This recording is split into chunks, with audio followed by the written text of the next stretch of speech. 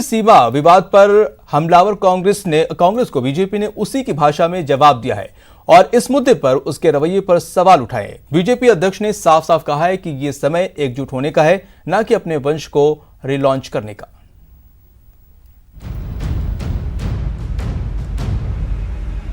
चीन के मुद्दे पर लगातार हमला बोल रहे कांग्रेस नेतृत्व पर बीजेपी अध्यक्ष जेपी नड्डा ने ट्वीट के जरिए हमला बोला है।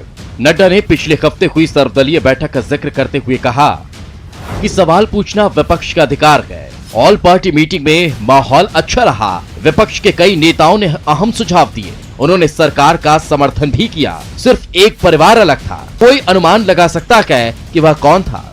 एक ऑल पार्टी मीटिंग हुई थी जिसमें सारे सवाल पूछे थे, सारे सवालों के जवाब भी दिए गए थे। एक स्टेटमेंट भी प्रधानमंत्री द्वारा रिलीज किया गया था। बट नड्डा जी का स्पष्ट मानना है, one family was the exception. एकमात्र ऐसा परिवार था, एक ही ऐसा परिवार था पूरे राजनीतिक पटल में जो एक्सेप्शन था और जिन्होंने ना तो प्रश्न उचित ढंग से रखा और ना ही उत्तर से वो किसी प्रकार सेटिस्फाई हो पाए। और आज भी they are trying to spread canards, आज भी वो भ्रम की स्थिति को पैदा कर रहे हैं। एक दूसरे ट्वीट पे नड्डा ने गांधी परिवार पर हमला बोलते हुए कहा, एक परिवार की गलती के कारण हमने हजारों स्क्वायर किलोमीटर की जमीन गंवा दी। सियाचिन का ग्लेशियर भी लगभग चला गया था। कोई आश्चर्य नहीं है कि भारत ने उन्हें क्यों खारिज कर दिया। सरकार अपना जमीन में सिर घुसाकर बैठी हुई है और विपक्ष के ऊपर आप यह आरोप लगाते हैं कि हम फौज का मनोबल काम कर रहे हैं। अगर भारत की भूमि चीन ने हथियाई है तो उसके लिए कौन जिम्मेवार है? किसकी जिम्मेवारी बनती है? माँ बेटे ने, नेहरू गांधी वाड्रा परिवार ने यह तय कर लिया था कि सियाचिन की भूमि भी पाकिस्तान को दे दी जाए, किंतु आर्मी ने इंटरवीन किया, आर्मी ने गुहार लगाई, आर्मी ने इस पे ऑब्जेक्शन दिया और आर्मी के जनरल का नाम भी यहां मौजूद है, आर्मी चीफ जनरल जे सिंह। उनके कहने के पश्चात इस डील को स्क्रैप किया गया। उल्टी लटक गई थी कांग्रेस पार्टी की जमीन देना है। यह महानता है आर्मी की, यह महानता है आर्मी की कि आर्मी ने हमारे जमीन को बचाया। पहले की कांग्रेस सरकारों की चीन नीति को कटघरे में खड़ा करते हुए बीजेपी अध्यक्ष ने कहा कि एक खारिज और बेदखल राजवंश पूरे विपक्ष के बराबर नहीं हो सकता। एक राजवंश के हित पूरे देश के हित नहीं हो सकते। यह समय एकजुट होने का है। संतान को रिलॉन्च करने के लिए इंतजार किया जा सकता है। बता दें कि कांग्रेस अध्यक्ष सोनिया गांधी और कांग्रेस नेता राहुल गांधी लगातार चीन सीमा विवाद मामले में सरकार के कदम पर सवाल उठा रहे हैं और इसे लेकर पीएम मोदी पर सरेंडर करने का तंज भी कस चुके हैं। अब बीजेपी भी पलटवार कर रही है और कांग्रेस को उसी की भाषा में जवाब देने की कोशिश की जा रही है। Bureau report, news 18 network. Karauli के हिंडौन सिटी विधायक भरोसी लाल जाटव पर एक युवक ने जानलेवा हमला करने की कोशिश की है, लेकिन सवाल है कि आखिर कौन है विधायक का दुश्मन। विधायक पर जानलेवा हमला, फायरिंग कर मारने की कोशिश। सीसीटीवी में कैद हमलावर। विधायक का दुश्मन कौन?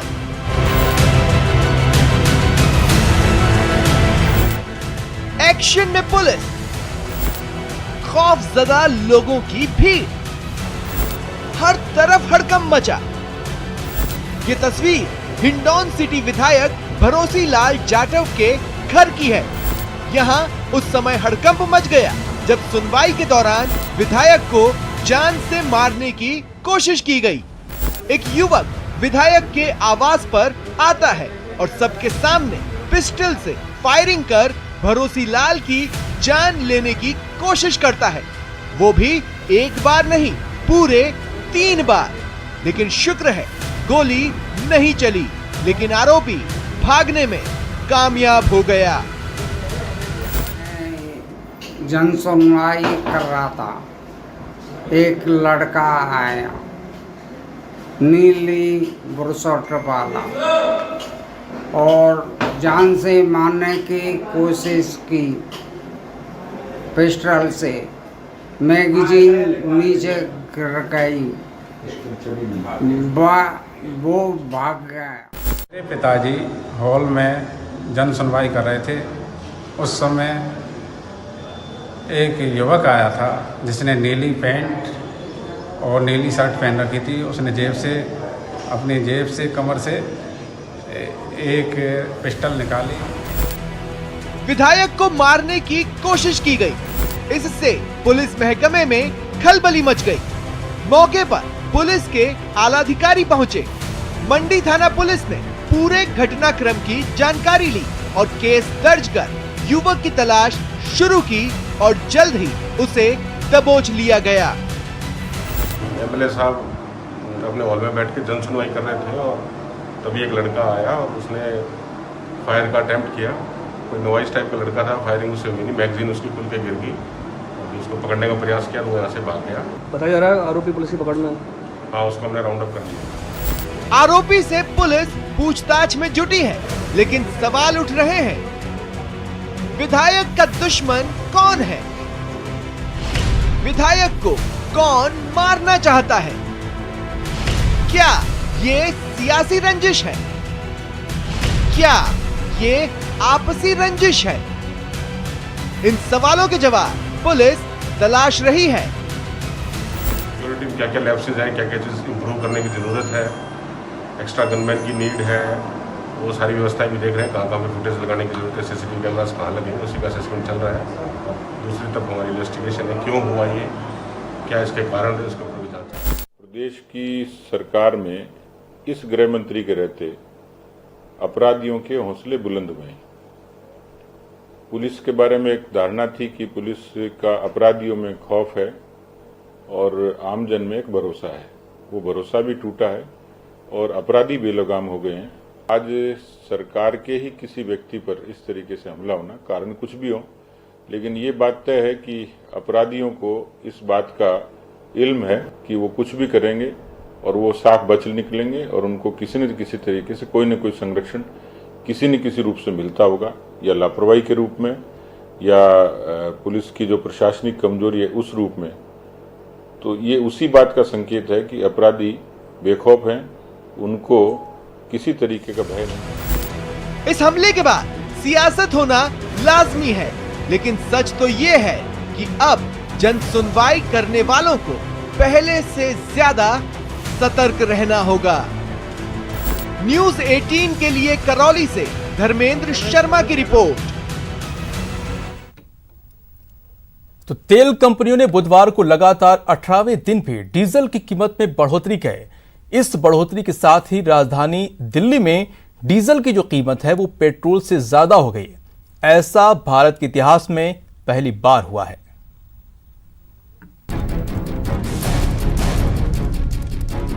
इतिहास में पहली बार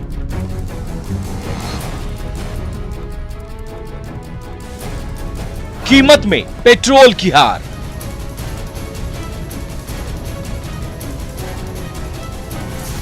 डीजल ने ली बाजी मार।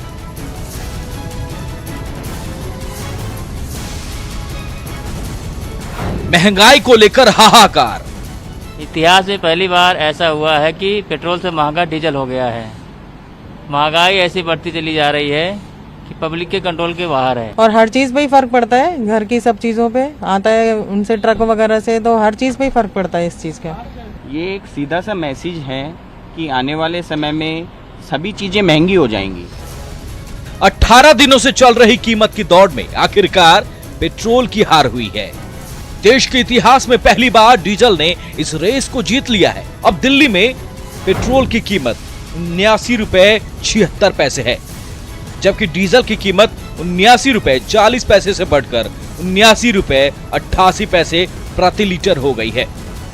देश में पेट्रोल डीजल के दाम 7 जून से लगातार बढ़ रहे हैं। इन 18 दिनों में दिल्ली में पेट्रोल 8 रुपए 50 पैसे और डीजल 10 रुपए 48 पैसे महंगा हो चुका है। हालांकि दिल्ली के अलावा देश के बाकी हिस्से में अब भी पेट्रोल की कीमत ही ज्यादा है। मुंबई में पेट्रोल की कीमत 86 रुपए 54 पैसे प्रति लीटर है, जबकि डीजल की कीमत 78 रुपए 22 पैसे है। चेन्नई में पेट्रोल की कीमत 83 रुपए 4 पैसे प्रति लीटर है, जबकि डीजल की कीमत 77 रुपए 17 पैसे प्रति लीटर है। वहीं कोलकाता में पेट्रोल की कीमत 81 रुपए 45 पैसे प्रति लीटर है, जबकि डीजल की कीमत 77 रुपए 6 पैसे प्रति लीटर है। पहले से ही कोरोना ने आम लोगों की कमर तोड़ रखी है। उस पर पेट्रोलियम की कीमत में लगातार हो रही बढ़ोतरी ने लोगों की बेचैनी बढ़ा दी है। ये भाई ये महंगाई को रोको, लॉकडाउन ने तो पहले ही मार रखा है, ऊपर से पेट्रोल डीजल ने भी मार दिया कि हर चीज के रेट बढ़ जाएंगे, उसके अंदर फिर क्या करेंगे हम। वैसी सैलरी आधी मिल रही है, मेट्रो बंद है, ऑफिस जाने की प्रॉब्लम है। ये चाहता है कि हम घर बैठ जाएं, दोबारा लॉकडाउन जनता अपने आप कर दे। ये अपने आप जनता से लॉकडाउन करवाना चाहते हैं। डीजल की कीमत बढ़ने का चौतरफा असर होता है। इससे ट्रांसपोर्ट की लागत तो बढ़ेगी, महंगाई बढ़ने का खतरा भी मंडराने लग जाएगा। Bureau report, news 18 network. तो एक तरफ तेल की कीमत बढ़ रही है तो दूसरी तरफ इसको लेकर बीजेपी और कांग्रेस में सियासी जंग छिड़ गई है। बीजेपी ने तेल की बढ़ती कीमत के लिए राज्य को कसूरवार बताया, जबकि कांग्रेस ने इस मामले को लेकर सीधे सीधे बीजेपी पर हमला किया है। बहुत बड़ा असर जो पेट्रोल डीजल के दाम में पड़ा है उसकी वजह है कि वैट जो है स्टेट गवर्नमेंट ने बढ़ाया और खासकर कांग्रेस स्टेट और दिल्ली की सरकार ने ज़्यादा बढ़ाया। उसकी वजह से लोकल लेवल पे जो है प्राइसेस बहुत तेज़ी से बढ़े हैं। दूसरी बात ये समझना पड़ेगा कि जो सरकार के पास जो भी रेवेन्यू आता है सेंट्रल गवर्नमेंट का पेट्रोलियम रेवेन्यू, उसका 39% जो है स्टेट को जाता है। तो स्टेट जो सबसे बड़ा बेनिफिशियरी है और उसको जो पूरे पेट्रोलियम रेवेन्यू से सबसे बड़ा फायदा उसको होता है वैट से भी, और सरकार का जो एलोकेशन होता है। 70 साल में पहली बार पेट्रोल डीजल हो जाएगा 80 पार। डीजल ने छोड़ दिया है पेट्रोल को पीछे दामों में। ये कर भाजपा ने निम्न आय वर्ग, मध्यम आय वर्ग और कृषि क्षेत्र पे हिरोशिमा का बम फेंक दिया है, जो आज आम आदमी के बजट को और कृषि क्षेत्र को निस्तो नाबूद कर देगा। 70 साल का हिसाब मांगने वालों ने 18 दिल तेल की कीमतें बढ़ाकर अगले 180 दिन के बजट को आग लगा दी। ब्रेक बाद आपका स्वागत है और आप देखते हैं रूस में भारत का दम। 75वीं विक्ट्री डे परेड के मौके पर रूस ने दुनिया को अपना दम दिखाया। इस परेड में भारत और चीन सहित दुनिया के 19 देशों की सेना ने शिरकत की। इस दौरान रक्षा मंत्री राजनाथ सिंह भी उपस्थित रहे।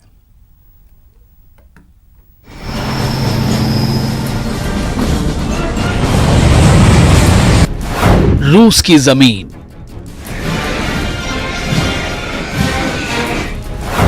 उन्नीस देशों के जवान,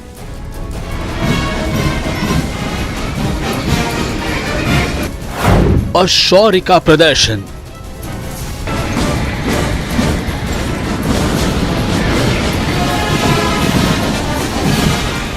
यूं तो हर साल विक्ट्री डे परेड के मौके पर रूस में जवानों का जलवा दिखता है, लेकिन इस बार का जोश बेहद अहम है। ये परेड बेहद खास है क्योंकि इस बार विक्ट्री डे परेड की 75वीं सालगिरह मनाई जा रही है। रूस के मॉस्को में रेड स्क्वायर पर बुधवार को 75वीं विक्ट्री डे परेड दोपहर 12:30 बजे शुरू हुई। परेड में दुनिया के 19 देशों के साथ ही भारत ने भी अपनी सैन्य ताकत दिखाई।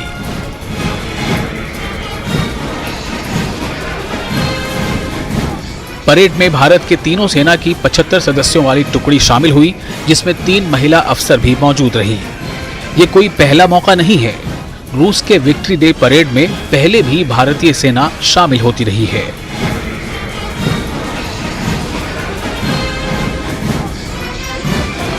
भारतीय रक्षकों के साथ ही इस परेड में भारत के रक्षा मंत्री राजनाथ सिंह भी शामिल हुए।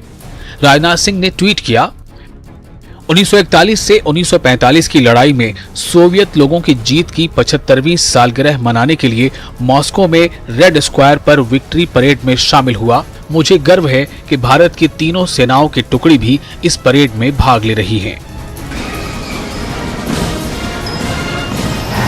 इस मौके पर रूसी थल सेना के साथ वायुसेना के विमानों ने हैरत अंगेज प्रदर्शन किए। परेड में रूस के 13,000 सैनिक, आर्मी के 234 व्हीकल, मिसाइल और टैंकों के साथ शामिल हुए।